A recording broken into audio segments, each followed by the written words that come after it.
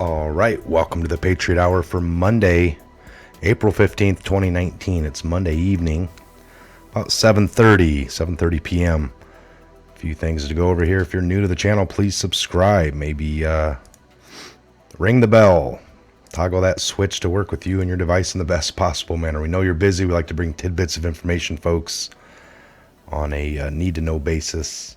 As we find things out, we'll bring it to you. Tidbits, you can connect the dots. Always think for yourself. Always use logic, all right? Nobody knows how to, better than yourself, how to connect the dots. Read everything you can, listen to everybody you can, but believe none of it until you can verify it, all right? And that only happens however you do that. All right, again, I'm Michael, and we got a few different things we're going to jump into here. So let's go to Chicks on the Right. Interesting website. I've been using it here for a while. Chicks on the Right, because conservative needs a makeover. We got Ashley, Daisy, Macarena, and Hannah. All right. So anyway, we got just some tidbits. We'll read some headlines here. Lori Loughlin refusing to plead guilty in the first response to the college admission scandal. So we know the other actress that's off of Desperate Housewives, or used to be, she pleaded guilty in the first round, pled her apology to the people. You know, I'm sorry for taking advantage and all the hardworking students that were bypassed because of what I did or looked past, you know. So Lori Loughlin and her husband refuses to plead guilty. As I mentioned a few days ago, Lori Loughlin isn't just a criminal, she's a dumb one. The Full House star turned down a plea deal because she thought the district attorney was bluffing. She either has terrible lawyers or is just a terrible listener who thinks she knows better than her lawyers. Not only has she refused a plea deal because she thought the DA was bluffing, she has a DA, district attorney, who realizes she wasn't taking any of this seriously on her hands. According to the Daily Wire, Full House actress Lori Loughlin turned down a plea deal because she believed that the district attorney was only bluffing when he threatened to throw the book at her over the college admissions bribery scandal. But now she's freaking out over the prospect of prison time. So it seemed like no matter what, they were going to be getting some prison time, but it looks like now she'll get more.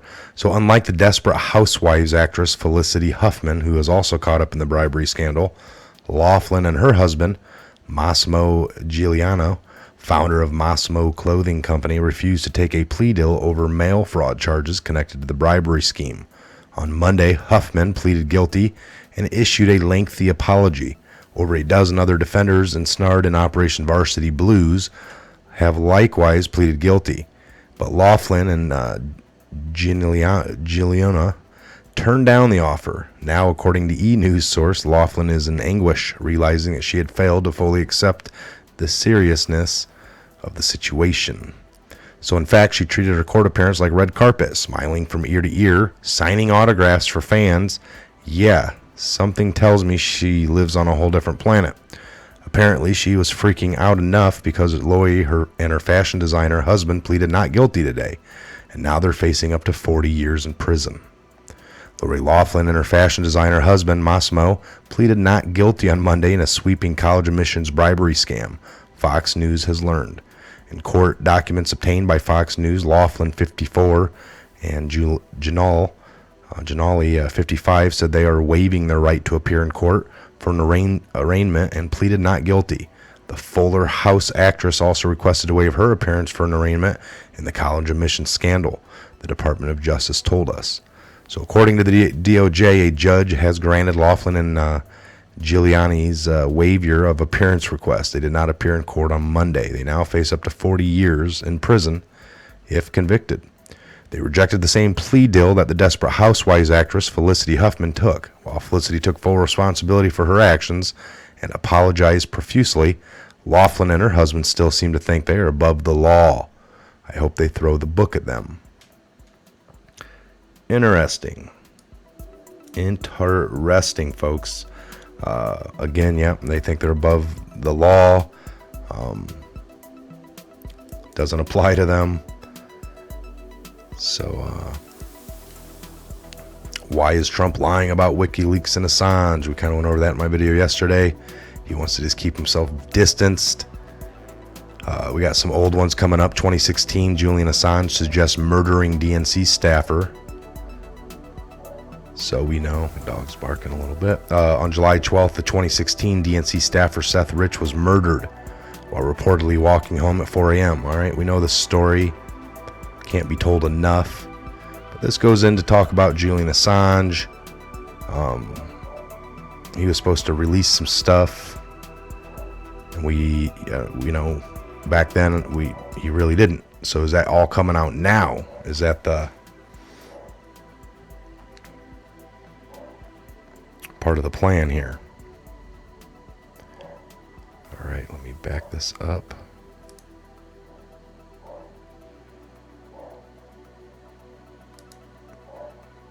Yeah, we'll leave you in the dust. All right, so also want to take a minute here to talk about, I found it interesting, some comments, about, in particular, Amy the mod can't go live anymore, and there's no real reason Facebook is given, so I found it interesting, but you can't go live if you have less than 1,000 subscribers on a mobile device. All right, now the rule was you just sign up for Facebook, you verify your account by the means that they want. Normally they send a code to a phone number, or they're going to do an email. You're going to verify your account, and then boom, you have access to go live. Now you can still go live with less than 1,000 from a home device. That's their plan, but from a mobile, and they offer no real response. But after digging into it for just a little bit, a little bit yesterday, a little bit today, I came to the conclusion that there are some of these mass shootings that have been happening. These people on the fly decide they're going to broadcast it. The last one that happened was done on Facebook, even though it wasn't done on YouTube. It just seems like they're stepping up a little bit on that angle to. Now, there's ways around this, all right? You can register your phone device you can basically log into an app, and then that app logs into YouTube for you, or some of the other social media platforms, and it'll trick those. It'll spoof to tell YouTube or Facebook that you're on a computer at home, or you're on a tablet, or whatever is deemed proper for however. But it seems like, just so this doesn't, and I'm not saying I'm for that or against it, folks, as far as them possibly going that angle. It just seems like that's what it was, so people aren't streaming some of these crazy acts. And I don't know how, having 1,000 subscribers, it's like, I want to do some act, but I'm going to get 1,000 subscribers before I do the act. That's going to be rare. So it just seems like people are probably still going to do what they're doing out there. Or we know that some of it's probably, false flagged, but they're not going to be able to do live streams by chance, possibly. Unless they as well dig into getting one of these apps that'll get right around it. But that might be one of the reasons YouTube has gone that way. All right, I'm not saying I'm 100% sure. It's just a conclusion I came to. So keep that in mind. All right, look at a few more little articles here. I had a couple pop out. Notre Dame burned. All right, the church. There's been a string, by the way, of churches kind of lately, hadn't there? We kind of a pattern of church fires lately, in France and some other places as well, just kind of in the news lately, but I found that interesting. So as Notre Dame burned, social media users bombarded videos with laugh reactions. Some social media users are expressing joy as devastating fires threatens to destroy the historic cathedral. Looks like they were able to save some of the pillars and whatnot. I was just hearing it. I was out and about and was listening to some talk radio. But unbelievable. Another post showed users using the love reaction as it burned, which is just crazy. Just crazy, folks. Hopefully everyone's all right. Nobody got hurt.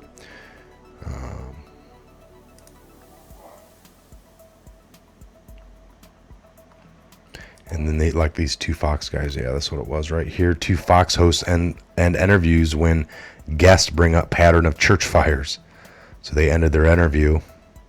Two separate Fox News hosts inexplicably ended interviews with guests who brought up the fact that there's been a pattern of church fires in France.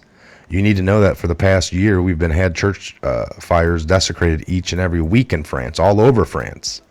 French politician Philippe Crescenti told Fox News' Shep Smith. The political correct will try to tell you this is an accident. Smith interrupted. Sir, we're not going to speculate here of the cause of something that we don't know, he said. If you have observations or you know something, we would love to hear it.